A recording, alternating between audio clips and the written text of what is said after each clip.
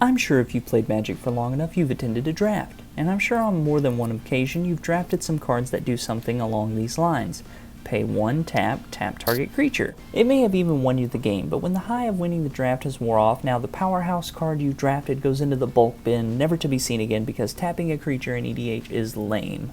Or so you've been told. Got him!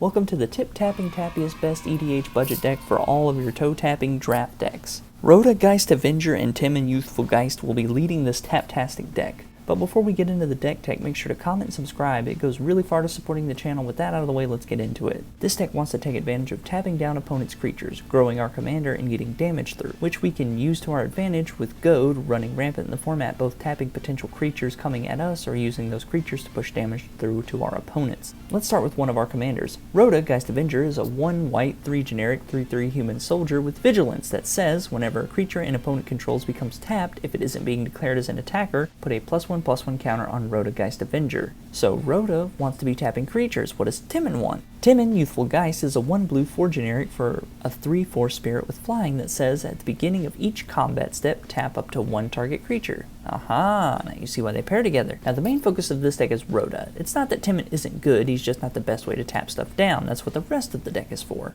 We have creatures that tap with Ballynock Trapper, Court Street Denizen, Distracting Geist, Dream Shackle Geist, Githzara Monk for massive tap down. Nebelgest Herald is going to be tapping things down as we play more Spirit, which is kind of a sub-theme of this deck. One of my personal favorites is Topplegeist, which if we can trigger Delirium becomes one of the best 1-drops in the deck. And lastly, one of the best cards in the deck is Willbreaker, which every time we target an opponent's creature with a spell or ability, we steal that creature. But that's not where the tapping fun ends, because we also have a slew of instant and sorceries that make sure we are not only growing the commander, but helping or hindering our opponent's creatures from pushing damage through.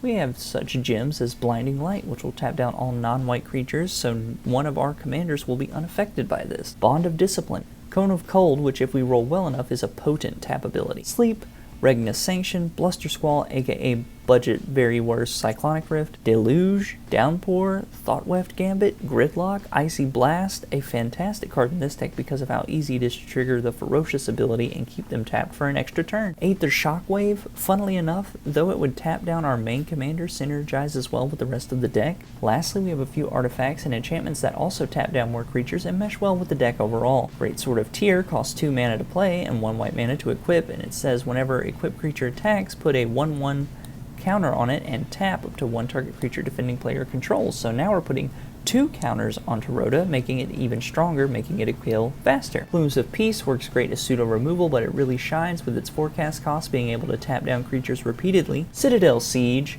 Dreamtides is almost a non-bow with Rhoda, but it combos well with Timin. Also, since Rhoda has Vigilance, unless something else taps him down, we shouldn't have to pay the 2 to untap. Retreat to Coralheim gives us tapping on land drops, which is great. Now let's look at card draw, because we have quite a few cards that synergize really well with our game plan. For sorceries, we have Borrowing 100,000 Arrows, Theft of Dreams, then we move on to our enchantments with Betrayal. Ghostly Touch pulls double work by either tapping something down or untapping a mana rock or another creature. Verity Circle is a house in the deck because as we are tapping down, we are drawing cards.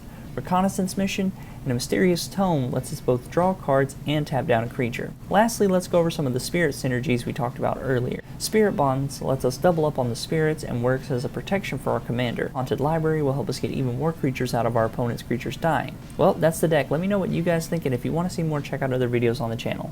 Till next time.